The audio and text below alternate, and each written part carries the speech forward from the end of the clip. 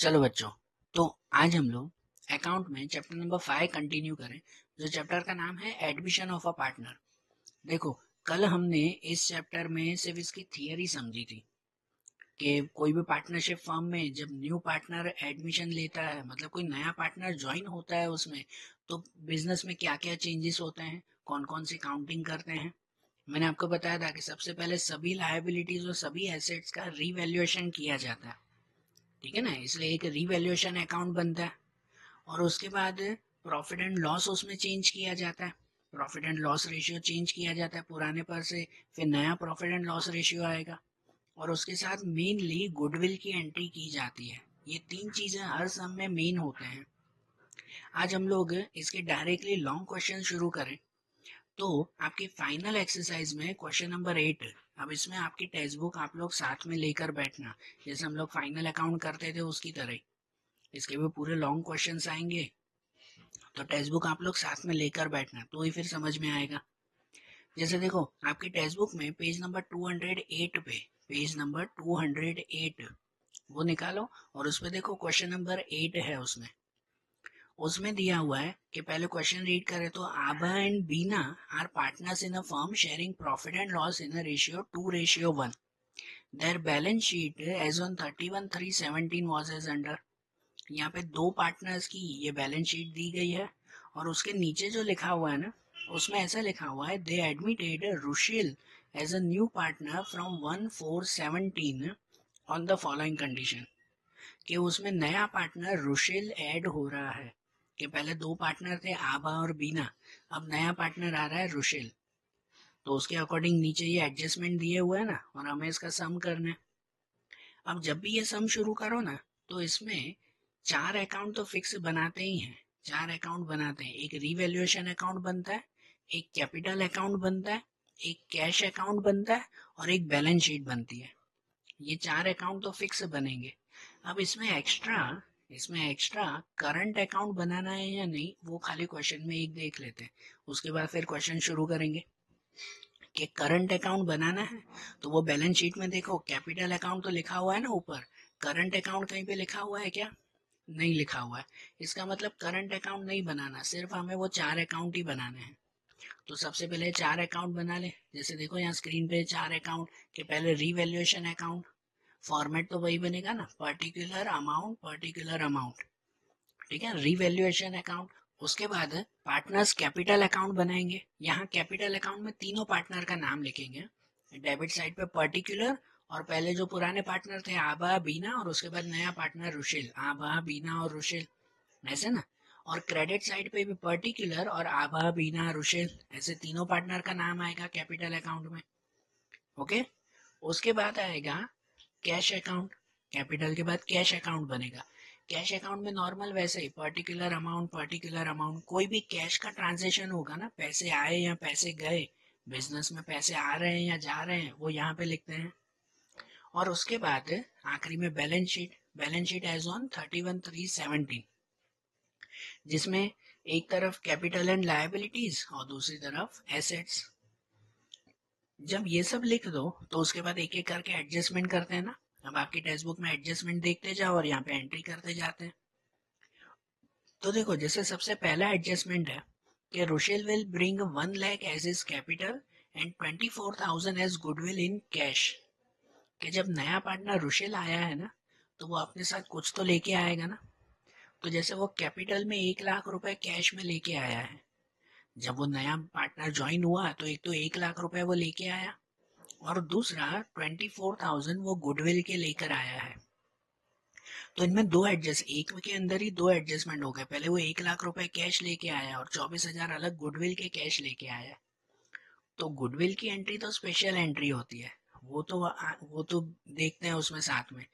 पूरे सम में जो सबसे ज्यादा खास देना है ना ध्यान, तो वो इस गुडविल की एंट्री पे। बाकी सब एंट्रीज तो आराम से हो जाएगी, उसमें मिस्टेक नहीं होनी चाहिए। जितने भी स्टूडेंट्स ऑलमोस्ट मिस्टेक करते हैं तो इस गुडविल पे मिस्टेक करते हैं और कहीं नहीं।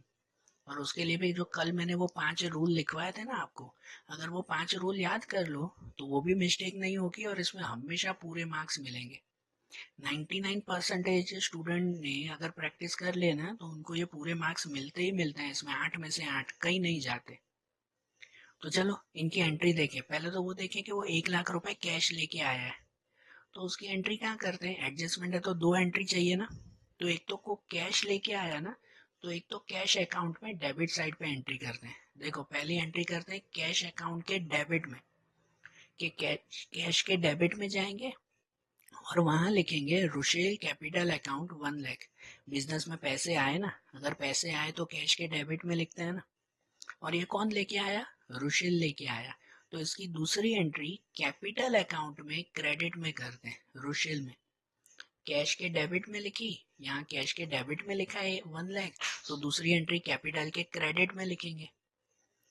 समझ आ रही है बात है कि यहाँ पर पैसे आ रहे हैं इसलिए इसे डेबिट में लिखा, और दूसरी एंट्री करते हैं कैपिटल अकाउंट में, तो दूसरा कैपिटल अकाउंट में जाएंगे और पार्टनर्स कैपिटल अकाउंट में क्रेडिट साइड पे लिखेंगे कैश अकाउंट।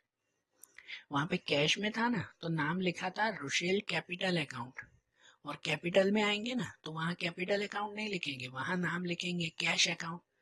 उल्टा नाम लिखते हैं ना एक दूसरे में।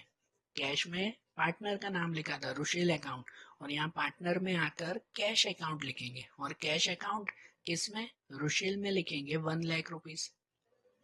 समझ आ रही है बात। ये एंट्री सब में होगी, हर एक क्वेश्चन में पहली एंट्री आपकी ऑलमोस्ट यही होगी कि नया पार्टनर इतने पैसे लेकर आ रहा है, क्योंकि कोई भी नया पार्टनर एडमिशन लेगा तो पैसे तो लेके ही आएगा ना, खाली हाथ थोड़ी एडमिशन लेता है। तो इसलिए वो जो भी पैसे लेके आए ना तो पहली एंट्री हमेशा यही करते हैं, एक तो कैश के डेबिट में और दूसरा कैपिटल के क्रेडिट में। बरोबर, तो ये आ गया ना। अब उसके साथ गुडविल की एंट्री कि वो 24,000 गुडविल कैश में लेके आया है, ऐसे लिखा हुआ है ना। अब अगर गुडविल वो कैश में लेके आया है तो कल जो मैंने रूल लिखवाया था ना उसमें एक रूल था, देखो यहाँ पे रूल लिखा हुआ है कि उसमें एक रूल था कि when new partner bring a share of new goodwill in cash, कि जब नया पार्टनर कैश लेकर आए तो यहाँ पे गुडविल कैश में ही लेकर आ रहा है ना, उधार तो नहीं है ना, तो उसका अलग रूल लिखवाया था मैंने। तो अगर वो कैश में लेकर आ रहा है ना तो उसकी एंट्री क्या करते हैं, तो एक तो कैश अकाउंट में डेबिट एंट्री करते हैं, कैश अकाउंट के डेबिट में जाके लिखेंगे कितना लेकर आ रहा है 24,000 ना, तो कैश अकाउंट के डेबिट में लिख देंगे 24,000 रुपए गुडविल लेकर आया वो नया पार्टनर। और दूसरा टू ओल्ड पार्टनर कैपिटल और करंट अकाउंट, मतलब जो पुराने पार्टनर है ना उनको ये गुडविल बांट दी जाएगी। जो गुडविल कैश लेकर आता है ना नया पार्टनर, तो वो रखते नहीं है, वो पुराने पार्टनर्स को बांट देते हैं हमेशा, ये चीज ध्यान रखना। जो भी नए पार्टनर की गुडविल है वो नए पार्टनर की गुडविल पुराने पार्टनर्स को बांट देंगे। और हमेशा कैसे बांटते हैं, तो सेक्रीफाइस रेशियो में बांटते हैं। मतलब जो 24,000 है ना तो वो 24,000 पुराने पार्टनर को बांट देंगे। नया पार्टनर रुशेल है, वो 24,000 गुडविल लेके आया, वो पुराने पार्टनर आभा और बीना को बांट देंगे। लेकिन कितना कितना, 24,000 में से आभा को कितना और बीना को कितना, तो वो कैसे पता चलेगा, तो उसके लिए सबसे पहले सेक्रीफाइस रेशियो ढूंढना है। बरोबर ना, मैंने आपको फिर से बोल रहा हूँ बेटा कि ये जो गुडविल की एंट्री है ना उसमें ही आपको थोड़ी कैलकुलेशन करनी पड़ेगी और ध्यान देना पड़ेगा कि गुडविल अगर हमें बांटनी है ना, जो गुडविल लेकर आया कैश में तो एक तो कैश अकाउंट में लिखते हैं और दूसरा पुराने पार्टनर्स को वो गुडविल बांट देते हैं, 24,000 दोनों ले लेंगे आधा आधा। लेकिन कितना, सेक्रीफाइस रेशियो में। तो सबसे पहले क्या ढूंढना पड़ेगा, सेक्रीफाइस रेशियो ढूंढना पड़ेगा, जो हम लोग 4th चैप्टर में ढूंढते थे। तो देखो अब उसकी कैलकुलेशन ध्यान दो, सेक्रीफाइस रेशियो कैसे ढूंढेंगे। तो टू फाइंड सेक्रीफाइस रेशियो कि यहाँ पर सेक्रीफाइस रेशियो की ये फॉर्मूला आती है old ratio minus new ratio, पता है ना सेक्रीफाइस रेशियो की फॉर्मूला। तो उसके अकॉर्डिंग पहले जो 3 पार्टनर है ना आभा बीना और रुशिल नया आया वो, तो उसमें ओल्ड रेशियो अगर देखो तो आपके क्वेश्चन में देखो ओल्ड रेशियो कितना दिया हुआ है, क्वेश्चन में ऊपर ही ऊपर लिखा हुआ है कि ओल्ड रेशियो 2:1 है। तो मतलब ओल्ड रेशियो में 2:1, आभा और बीना का ये रेशियो आएगा ना 2:1। और न्यू रेशियो, तो पूरे क्वेश्चन में देखो न्यू रेशियो दिया हुआ है उसमें। तो आपके टेक्स्ट बुक में देखो जो एडजस्टमेंट नंबर 6 है उस 6th वाले एडजस्टमेंट में दिया हुआ है न्यू रेशियो। लिखा हुआ ना, new profit sharing ratio of all 3 partner is to be kept at 2, 1 and 2। मतलब कि न्यू रेशियो मिल गया 2:1:2, ये न्यू रेशियो मिला, बरोबर।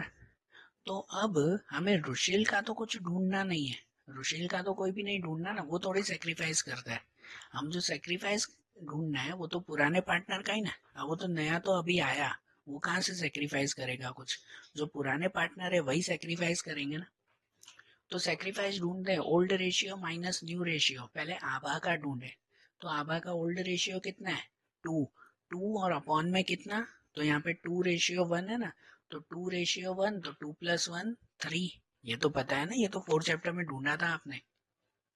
पुराना 2:1 है, मतलब 2+1 3, तो आभा का रेशियो हो गया 2/3 और माइनस न्यू, तो आभा का न्यू कितना है, 2 ही है, लेकिन टोटल कितना, 2, 1 और 2, टोटल में तो तीनों ही गिनेंगे ना न्यू में। तो 2, 1 और 2 कितना हो गया, 5 हो गया, तो मतलब 2/5, तो आभा का रेशियो आया 2/3 माइनस 2/5। फिर कैसे ढूंढते हैं सेक्रीफाइस, एलसीएम करता है ना, एलसीएम करने के लिए क्रॉस मल्टीप्लाई, पता है ना, 2 को 5 से मल्टीप्लाई तो 2 5 जा 10, और 3 को 2 से मल्टीप्लाई तो 3 2 जा 6, तो 10 माइनस 6, और अपॉन में एलसीएम में दोनों का मल्टीप्लाई, 3 मल्टीप्लाई 5, तो 3 मल्टीप्लाई 5 15, तो ऊपर 10 माइनस 6 4, 4/15, तो आभा का सेक्रीफाइस ये आया 4/15। फिर बीना का ढूंढे, तो बीना में भी ओल्ड माइनस न्यू, तो ओल्ड रेशियो है उसका 1, बराबर, ओल्ड रेशियो 1, 1 और अपॉन में 3, तो old ratio 1/3 minus new ratio, तो उसका न्यू रेशियो भी 1 ही है, 1 और अपॉन में कितना लिखेंगे, 5 लिखेंगे, तो उसका 1/5। तो मतलब कि इसमें भी अगर एलसीएम करें तो यहाँ पे क्रॉस में 5 1 जा 5 माइनस 3 1 जा 3 और अपॉन में 15, तो हो जाएगा 5 माइनस 3 2/15। ये बीना का सेक्रीफाइस हुआ ना 2/15, ये दोनों का सेक्रीफाइस मिल गया। और रुशील का तो नहीं ढूंढना है, रुशील का तो वही रहेगा ना, सिर्फ 2/5, उसका तो कोई काम ही नहीं है, जस्ट मैंने लिखा है। रुशील का तो ये जो 2 पार्ट है उसमें, तो उसका 2 और अपॉन में 5, लेकिन उसका फिलहाल कुछ भी काम नहीं है। हमें जो गुडविल बांटनी है तो वो तो पुराने पार्टनर को ही बांटेंगे ना, नया पार्टनर तो लेके आया है गुडविल 24,000 की। तो सेक्रीफाइस रेशियो में बांटते हैं, तो अब रेशियो मतलब क्या वो समझना। रेशियो मतलब ये कि ये जो आपको मिला ना 4/15 और 2/15, रेशियो ढूंढने के लिए दोनों का डिनोमिनेटर सेम होना चाहिए, है ना, डिनोमिनेटर सेम, दोनों में 15 15, कोई भी डिनोमिनेटर हो, कोई भी नंबर हो डिनोमिनेटर में वो चलेगा, लेकिन वो इक्वल होना चाहिए दोनों में। तो ऊपर वाला वो रेशियो कहलाता है। रेशियो क्या हुआ, 4:2 हुआ, तो जो सेक्रीफाइस रेशियो हुआ ना वो मिला 4:2, समझे, 4 और 2। अगर कट करना चाहो तो कट कर सकते हो कि 4 और 2 दोनों सेम टेबल 2 में आते हैं ना, तो 2 में आएंगे तो यहाँ 4 2 जा और ये 2 1 जा, मतलब हो जाएगा 2:1, दोनों को 2 2 से कट कर दिया, मतलब सेक्रीफाइस रेशियो मिल गया 2:1। समझ आई बात। सेक्रीफाइस रेशियो कैसे ढूंढा पता चला ना, कि पहले जो फॉर्मूला से ढूंढते ना ओल्ड माइनस न्यू, तो ये दोनों जो मिले आपको 4/15 और 2/15, तो उसमें ये 4:2 वो सेक्रीफाइस रेशियो कहलाता है। मतलब जो 24,000 की गुडविल थी ना, जो नया पार्टनर लेके आया, वो दोनों को ये 2:1 में बांटेंगे। तो ऐसे बांटेंगे, अब यहाँ देखो ये साइड में कैलकुलेशन लिखी है, मतलब आभा को 24,000 में से कितने मिलेंगे, ये 2 पार्ट, 2 और दोनों का प्लस कितना 3, तो मतलब 2/3, 24,000 मल्टीप्लाई 2/3, ये आभा की कैलकुलेशन। तो इसको कैलकुलेटर में गिनो, 24 मल्टीप्लाई 2/3 कितना मिल जाएगा, 16,000, मतलब आभा को 16,000 मिलेंगे गुडविल के। और बीना को, तो बीना को भी 24,000 मल्टीप्लाई उसका 1 पार्ट है ना, तो 1/3, तो 24 मल्टीप्लाई 1/3 आएगा आंसर 8,000, तो बीना को 8,000 मिलेंगे, बराबर। तो ये आभा और बीना दोनों को इतनी गुडविल मिलेगी ना। समझ आया ये कैलकुलेशन, ओके। तो देखो जब भी नया पार्टनर कोई भी गुडविल लेकर आता हो ना, तो उसके लिए इतनी कैलकुलेशन आपको रफ में करनी है। ये रफ कैलकुलेशन है, ये सम में बताना नहीं है, आपको रफ पेज में ही करना है, सब में अलग से लिख के बताने की जरूरत नहीं है। लेकिन ये सैक्रिफाइस रेशियो ढूंढना ही पड़ेगा, ये रफ में करोगे नहीं जब तक, तो तब तक पता कैसे चलेगा कि किसको कितना बांटना है।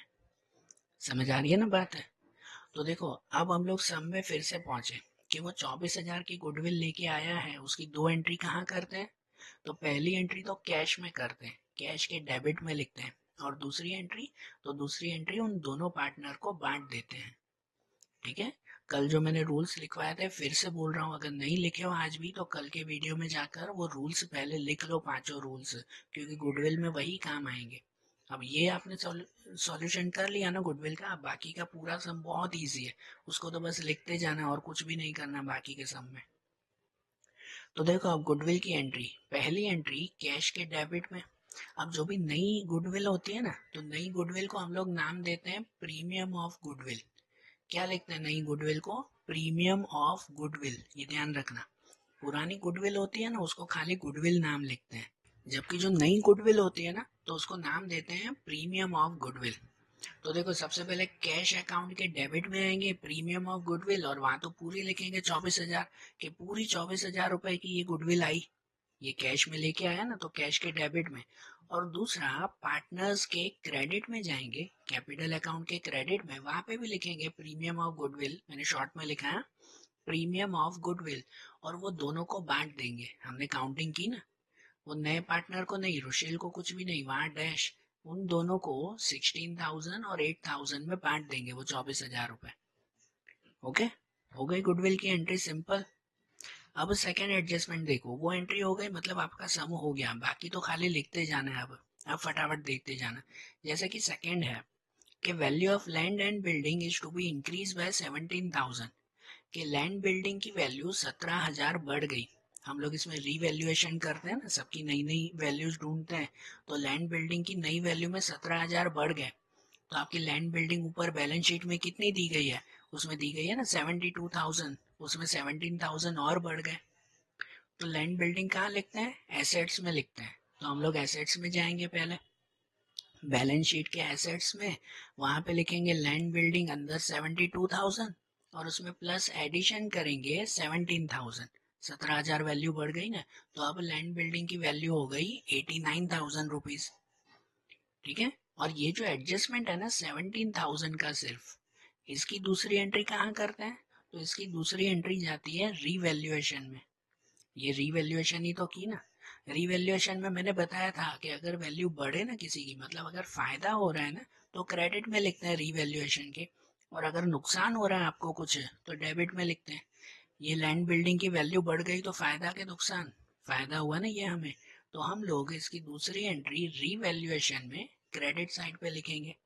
रीवैल्यूएशन के क्रेडिट में जाएंगे, सिर्फ लैंड बिल्डिंग कितना बढ़े वैल्यू 17,000, जितनी वैल्यू बढ़ी वही लिखते हैं कि 17,000 वैल्यू बढ़ गई, बराबर।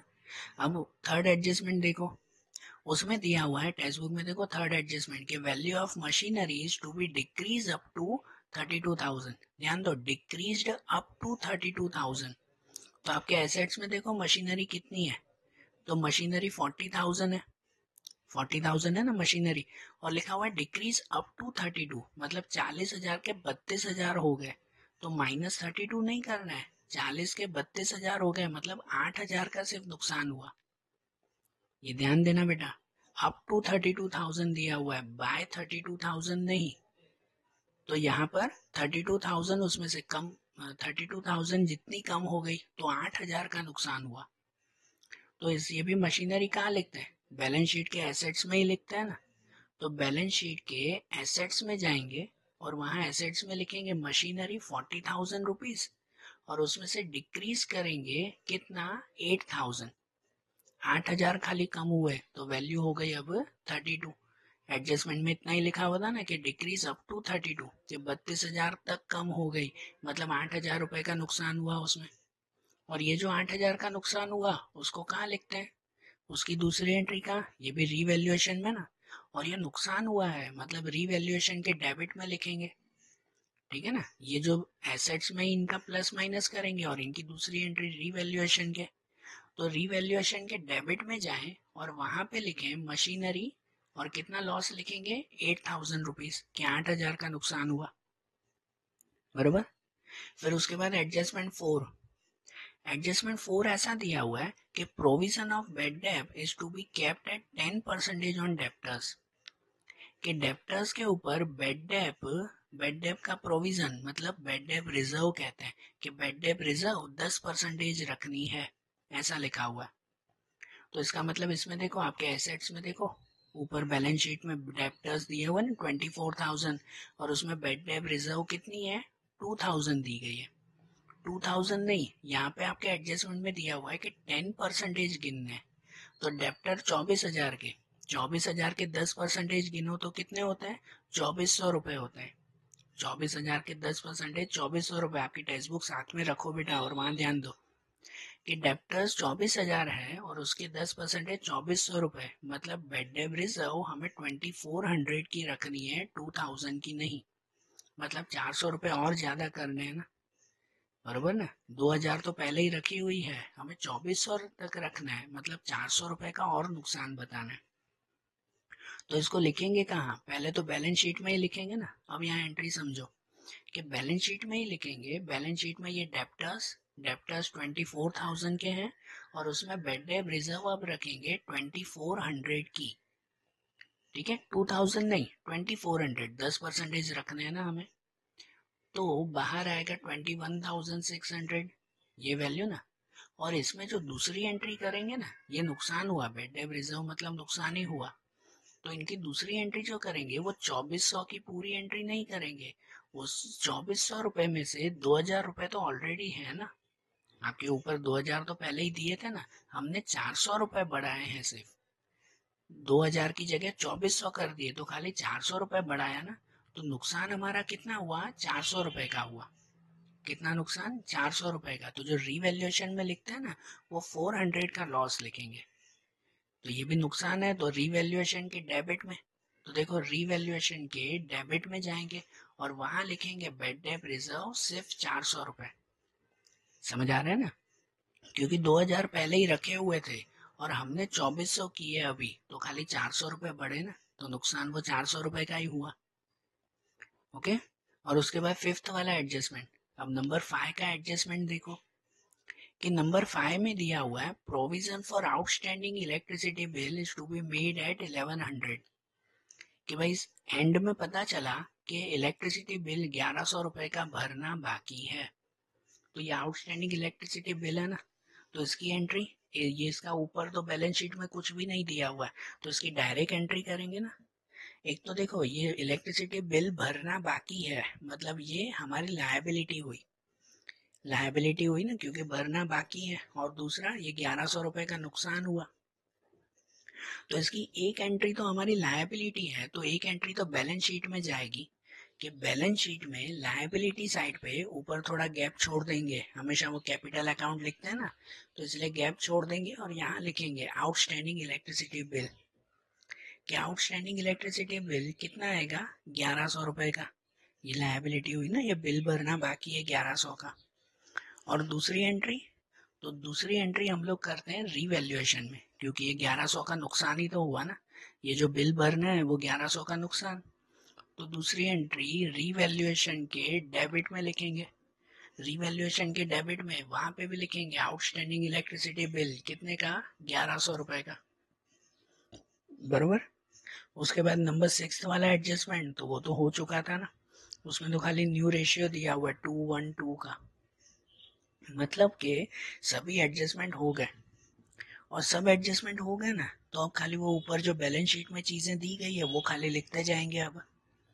जैसे कि सबसे पहले दिया हुआ है कैपिटल अकाउंट, तो जो कैपिटल अकाउंट दिया हुआ है वो दोनों के कैपिटल में लिखेंगे ना, बाय बैलेंस करके स्टार्टिंग का बैलेंस लिखते हैं ना, आभा और बीना का 80 और 60,000, बरोबर। तो सबसे पहले कैपिटल अकाउंट में जाते हैं और कैपिटल अकाउंट में हम लोग क्रेडिट साइड पे ये लिखेंगे। कैपिटल अकाउंट के क्रेडिट साइड पे ऊपर जो ऊपर एक लाइन छोड़ते हैं उसमें लिखते हैं ये बैलेंस ब्रॉट फॉरवर्ड, कि ये स्टार्टिंग का बैलेंस कितना दिया हुआ है, तो आभा में 80,000 और बीना में 60,000, बराबर। कैपिटल हो गया। उसके बाद जनरल रिजर्व। अब यहाँ पे एक चीज ध्यान दो बेटा, आपके यहाँ पे लायबिलिटी पे जो भी रिजर्व, जो भी प्रोविजंस, ऐसी चीजें दी गई हो ना, तो उन चीजों को बांट देते हैं हम लोग। ये पुरानी रिजर्व्स हैं, मतलब नया पार्टनर आया उससे पहले की रिजर्व है ये। तो ये सब रिजर्व, रिजर्व मतलब साइड में रखे हुए पैसे, तो ये सभी पैसे हम लोग पुराने पार्टनर को ही बांट देते हैं। ये जनरल रिजर्व को लायबिलिटी में मत लिखना, उसको यही पार्टनर कैपिटल अकाउंट में यहाँ पे बांट देते हैं, क्रेडिट में। लायबिलिटी की कोई भी चीज बांटनी हो ना, तो उसे यहाँ बांटते हैं। कहाँ पे? क्रेडिट साइड पे, पार्टनर के क्रेडिट साइड पे। और एसेट्स की अगर कोई भी चीज बांटनी हो ना, एसेट साइड की कोई भी चीज बांटनी हो ना, तो उसे डेबिट साइड पे बांटते हैं। ये रूल याद रखना। लायबिलिटी की कोई भी चीज बांटनी हो तो उसे कहाँ बांटेंगे? यहाँ पे, क्रेडिट पे। और एसेट्स की कोई भी चीज बांटनी हो तो उसे कहाँ बांटेंगे? यहाँ, डेबिट पे। ऐसे बनाया जाएगा ना इसमें, बराबर। और कौन कौन सी चीजें बांटनी है, कौन सी नहीं बांटनी है, वो ये सम खत्म होगा ना, तो आखिरी में मैं एक फोटो रखूंगा। इस वीडियो के एंड में एक फोटो होगा, एक पिक्चर होगी जिसमें सब लिखा होगा कि कौन कौन सी चीजें और कहाँ कहाँ बांटनी है, बरोबर। ध्यान रखना उसमें। और जो भी ये चीजें बांटते हैं ना हम लोग, तो वो सिर्फ पुराने पार्टनर को और ओल्ड रेशियो में ही, न्यू रेशियो में नहीं। क्योंकि ये पुराने रिजर्व, पुरानी चीजें हैं, तो नए पार्टनर को नहीं देंगे इसमें। ये सब चीजों में रुशिल का हिस्सा नहीं है, रुशिल को कुछ नहीं देंगे। सिर्फ पुराने दोनों पार्टनर को, और वो भी पुराने रेशियो में। आपके चैप्टर में जो पुराना रेशियो दिया हुआ ना आभा और बीना का 2:1, तो उस 2:1 में ही ये सब चीजें बांटेंगे। और कैसे बांटते हैं वो तो पता है ना, वो तो कैलकुलेशन की जरूर नहीं है ना, बरोबर ना। जैसे हमने आगे बताया कि जैसे देखो जनरल रिजर्व आपकी 18,000 की है, तो 18,000 को 2:1 में बांटना है, तो कैसे बांटते हैं? यहाँ पे 18,000 को पहले अगर 2 रेशियो में बांटना है आभा के लिए, तो उसको 18,000 मल्टीप्लाई 2/3 करेंगे, तो वो आ जाएगा ना उसका। और वैसे ही अगर बीना को बांटना है, तो उसको 18,000 मल्टीप्लाई, उसका 1 रेशियो है तो उसको 1/3 करेंगे। ऐसे करेंगे ना, तो इस तरह से दोनों में कोई भी अमाउंट हो ऐसे ही बांटी जाएगी ना। तो अब मैं डायरेक्टली बता रहा हूँ, जैसे कि जनरल रिजर्व है, तो जनरल रिजर्व पुराने पार्टनर्स को, आभा और बीना को यहाँ बांट देंगे, रुशिल को मत बांटना, सिर्फ इन दोनों को ही। तो देखो यही कैपिटल अकाउंट में यहाँ पे लिखेंगे क्रेडिट में ही जनरल रिजर्व, कि जो 18,000 के जनरल रिजर्व है वो दोनों को, आभा को 12,000 और बीना को 6,000 मिलेगी 2:1 में, बरोबर। उसके बाद वर्कमैन कंपेंसेशन रिजर्व, ये भी रिजर्व है, और ये रिजर्व भी बांट देते हैं। जो 4500 है ना, वो भी दोनों में बांट देंगे। कहाँ बांटेंगे? यहीं पे, इसी क्रेडिट साइड पे ही ना, लायबिलिटी की कोई भी चीजें हो तो ये रिजर्व भी बांट देंगे। तो यही जनरल रिजर्व के नीचे ही लिखेंगे वर्कमैन कंपेंसेशन रिजर्व, मैंने शॉर्ट में लिखा है WCR। वर्कमैन कंपेंसेशन रिजर्व 4500 में से आभा को 3000 और बीना को 1500 मिलेंगे, 2:1 में बांटेंगे। पता है ना कैसे बांटते हैं उसको? अभी जैसे बताया कि 4500 को 2/3 से मल्टीप्लाई करो, फिर दूसरी बार 4500 को 1/3 से मल्टीप्लाई करो। ये वर्कमैन कंपेंसेशन रिजर्व बांट दिया। उसके बाद टेक्स्ट बुक में दिया हुआ है इन्वेस्टमेंट फ्लक्चुएशन रिजर्व, तो ये भी रिजर्व है ना, इन्वेस्टमेंट फ्लक्चुएशन रिजर्व 1500 रुपए, तो वो भी हम लोग बांट देंगे। तो वो भी इसी के ही नीचे इन्वेस्टमेंट फ्लक्चुएशन रिजर्व IFR। तो वो जो 1500 रुपए है उसमें से आभा को 1000 रुपए और बीना को 500 रुपए, 2:1 के हिसाब से कैलकुलेशन करना, और कैलकुलेशन के बाद ये बांटेंगे, ठीक है। फिर है क्रेडिटर्स, तो क्रेडिटर को थोड़ी बांटते हैं, क्रेडिटर को तो कहाँ लिखते हैं? लायबिलिटी में, तो उसको तो लायबिलिटी में ही लिखेंगे। बैलेंस शीट के लायबिलिटी में जाएंगे और वहां पे लिखेंगे ये क्रेडिटर्स कितने, 28,000 रुपीज, बरोबर। उसके बाद है बिल्स पेएबल, तो बिल्स पेएबल भी बांटते थोड़ी है, वो तो यही लिखते हैं, सिर्फ रिजर्व एंड प्रोविजन वो ही बांटते हैं और कुछ नहीं। तो क्रेडिटर के नीचे ही लिखेंगे बिल्स पेएबल, तो उसी के ही नीचे लिखें बिल्स पेएबल 12,000 रुपीज, बरोबर। ये चीजें हो गई लायबिलिटी की। अब एसेट्स में, अब एसेट साइड पे आपकी गुडविल दी गई है, ये पुरानी गुडविल। कल जो हमने 5 रूल लिखवाए थे तो उसमें से एक रूल ये भी था कि जो भी पुरानी गुडविल हो ना तो वो भी पुराने पार्टनर्स को बांट देते हैं। पुराने पार्टनर्स को कहाँ पे, तो उनके कैपिटल अकाउंट के डेबिट साइड पे बांटते हैं। तो हम लोग फिर से कैपिटल अकाउंट में जाएंगे और कैपिटल अकाउंट के डेबिट साइड पे लिखेंगे ये गुडविल। पुरानी गुडविल को सिर्फ गुडविल ही लिखते हैं, नई गुडविल को प्रीमियम ऑफ गुडविल लिखते हैं।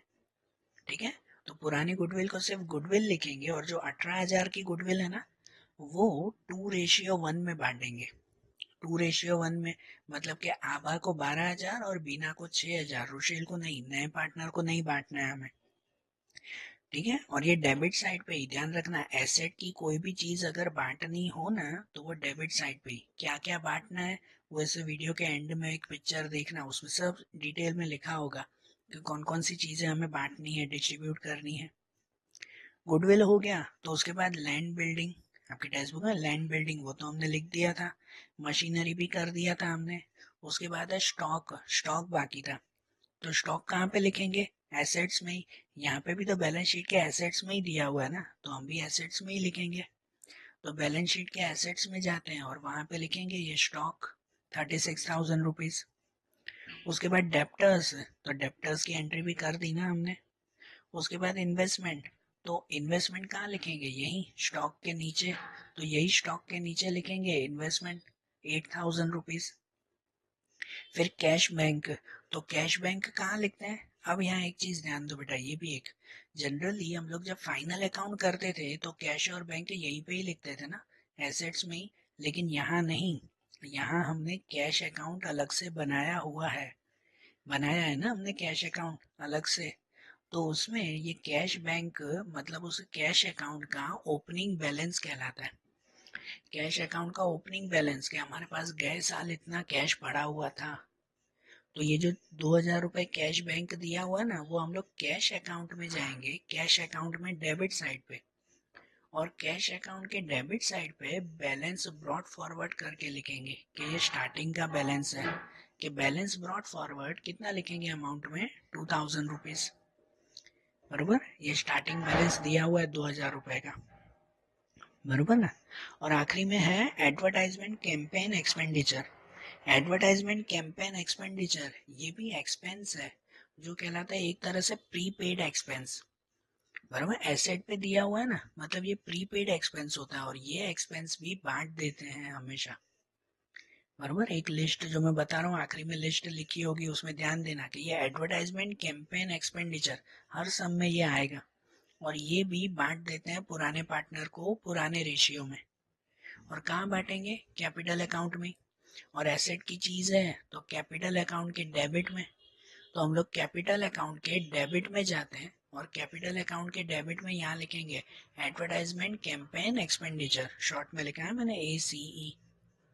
और 6,000 है ना तो वो 6,000 दोनों पार्टनर को 2:1 में बांट देंगे, ओल्ड रेशियो में 2:1 में बांट दिया जाएगा। मतलब कि 2:1 में आभा को 4,000 और बीना को 2,000 मिलेंगे। बरोबर, वो भी बांट दिया ना। सब एंट्रीज कंप्लीट, सब एंट्री कंप्लीट, तो अब आखिरी में क्लोजिंग, इसको क्लोज करेंगे हम लोग।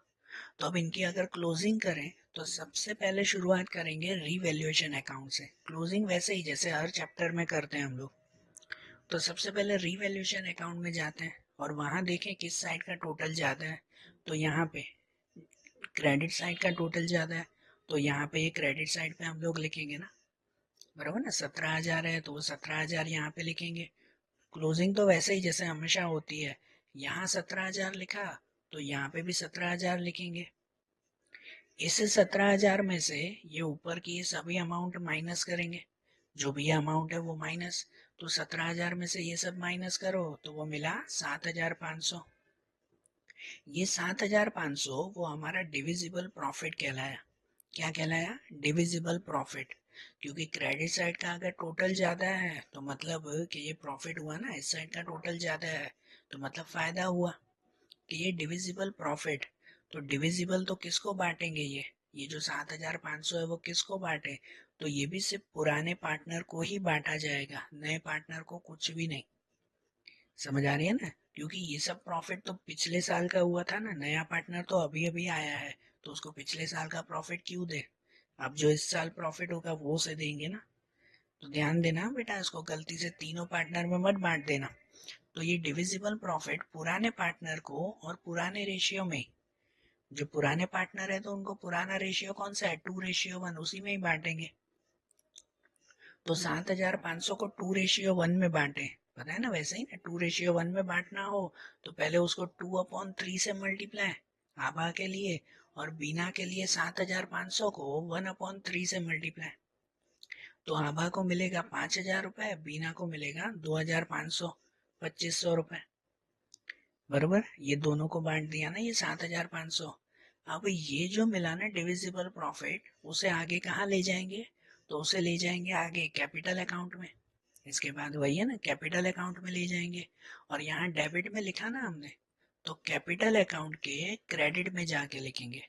यहाँ डेबिट में है तो उसके क्रेडिट में।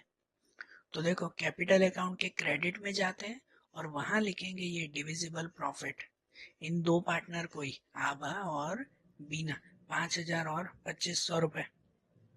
हो गया। अब क्लोजिंग करें। अब जो क्लोजिंग करना है तो एक एक करके क्लोज करेंगे ना, किसी को भी क्लोज करो, पहले एक एक करके कोई भी शुरुआत करो। समझो पहले आभा को ही, तो कैपिटल अकाउंट में हमेशा क्रेडिट साइड का ही टोटल ज्यादा होगा। तो पहले आभा का इस साइड का टोटल करो ना, तो वो आएगा ये 1,17,000। यहाँ पे अगर 1,17,000 तो यहाँ पे भी वही आएगा 1,17,000, और उसमें से ये दोनों अमाउंट माइनस करेंगे। तो 1,17,000 में से ये दोनों माइनस करो तो बचेगा कितना, 1,01,000 रुपीज। ये मिला हमारा बैलेंस कैरी फॉरवर्ड, जो आगे ले जाता है ना बैलेंस शीट में। तो ये जो है वो इसका बचा आभा का इतना बैलेंस। वैसे ही बीना की क्लोजिंग करें, तो बीना में भी इस साइड का टोटल करेंगे। तो यहाँ का टोटल आएगा उसका 78,500, इस साइड सबका टोटल। वही फिर यहाँ पर भी करेंगे 78,500, वही यहाँ पे भी पहले लिख देंगे ना, और उसमें से ये ऊपर की अमाउंट माइनस करेंगे। ऊपर की अमाउंट माइनस करो तो यहाँ पे बचा 70,500। ठीक है, ये भी बैलेंस कैरी फॉरवर्ड उसी लाइन में ही लिखेंगे ना, कि ये बीना का इतना बैलेंस बचा आखिरी में, उसका कैपिटल इतना बचा है। और रुशील की क्लोजिंग करो तो रुशील में तो ये एक ही अमाउंट है ना, 1 लाख की, क्योंकि वो तो खाली अभी 1 लाख रुपए कैश लाया, वो तो नया नया पार्टनर है, उसके साथ थोड़ी ये सब कुछ काम काज हुआ, ये तो सब पुरानी चीजें थी ना। तो नए पार्टनर का तो ये 1 लाख रुपए, यहाँ पे भी वही लिखेंगे 1 लाख रुपीज, और यहाँ कुछ बांटने के लिए है ही नहीं, कुछ माइनस करने के लिए है ही नहीं, तो यहाँ पे भी 1 लाख ही लिखा जाएगा। बरोबर, ये बैलेंस कैरी फॉरवर्ड ये हुआ ना। और ये जो बैलेंस बचा, अब तीनों का जो बैलेंस आया उसे कहाँ ले जाते हैं, तो उसे ले जाते हैं बैलेंस शीट में, आखिरी में ले जाएंगे ना बैलेंस शीट में।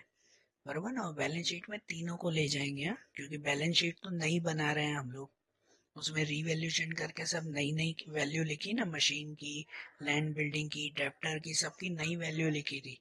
तो इसलिए उसमें जो कैपिटल भी लिखेंगे वो तीनों का नया कैपिटल लिखेंगे। तो इन तीनों को अब बैलेंस शीट में लेके जाएं, तो बैलेंस शीट में यहाँ लायबिलिटी में ऊपर लिखे कैपिटल अकाउंट, तीनों की अमाउंट, आभा के 1,01,000, बीना के 7,500 और रुशील के 1 लाख, तो टोटल 2,71,500। ये तीनों का टोटल मिल गया ना। और यहाँ जो ये मिला, बरोबर, अब इनमें आखिरी क्या बाकी रहा, ये सब हो गया ना। अब लास्ट क्या बाकी रहा, तो वो बचा कैश अकाउंट। कैश अकाउंट भी तो बाकी है ना, उस कैश अकाउंट को भी क्लोज करके यहाँ एसेट्स में लिखते हैं, कैश यहाँ लिखा जाता है ना एसेट्स में। तो अब आखिरी उसे यहाँ पे क्लोज करके लेके आए, फिर बैलेंस शीट का टोटल कर देंगे। तो आखिरी जाते हैं कैश अकाउंट में। कैश अकाउंट में इस साइड टोटल ज्यादा था, इस साइड ही था ना, यहाँ तो कोई अमाउंट ही नहीं थी, तो यहाँ पे इसका टोटल 1,26,000, और उसको यहाँ पे भी वही लिखेंगे 1,26,000। कुछ माइनस करना नहीं है, तो बैलेंस कैरी फॉरवर्ड भी वही रहेगा 1,26,000 रुपीज। और ये बैलेंस कैरी फॉरवर्ड कहाँ करेंगे, कहाँ लेके जाएंगे ये बैलेंस, तो ये बैलेंस ले जाएंगे बैलेंस शीट के एसेट्स में। तो बैलेंस शीट के एसेट्स में जाते हैं, और वहां पे आखिरी में लिखेंगे ये कैश अकाउंट 1,26,000, यहाँ पे लिखेंगे ना। देखो हमने कैपिटल भी लिख दिया, कैपिटल अकाउंट को क्लोज करके, कैश अकाउंट को क्लोज करके कैश भी लिख दिया, दोनों यहाँ लेके आए। अब फाइनली दोनों साइड का टोटल कर देंगे कि इस साइड का टोटल भी ये कैपिटल और लायबिलिटी का जो आया 3,12,600, और इस साइड का टोटल भी कर देंगे जो टोटल आएगा 3,12,600। दोनों का टोटल करेक्ट आया, मतलब आपका आंसर भी करेक्ट है।